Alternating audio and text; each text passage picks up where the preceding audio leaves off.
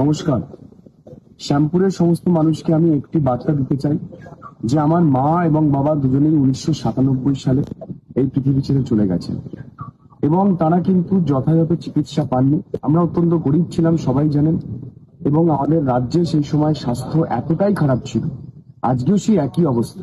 তো আমার মাকে এবং বাবাকে দেখেছি কিভাবে হাসপাতালে বিনা চিকিৎসায়, বিনা ওষুধে কিভাবে তারা এই পৃথিবী ছেড়ে চলে গেছে।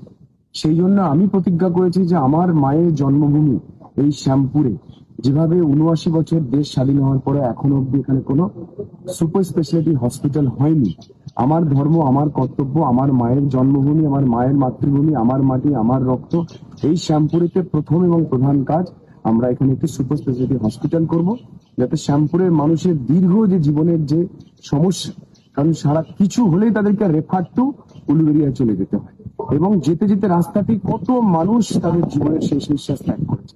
সেটা সবাইকে অনুরোধ করছি, আপনারা সবাই এগিয়ে আসুন শ্যামপুরের উন্নয়নের জন্য, এবং আমাদের প্রধান এবং প্রধানতম কাজ হবে শ্যামপুরে একটি সুপার স্পেশালিটি হসপিটাল তৈরি করা। নমস্কার।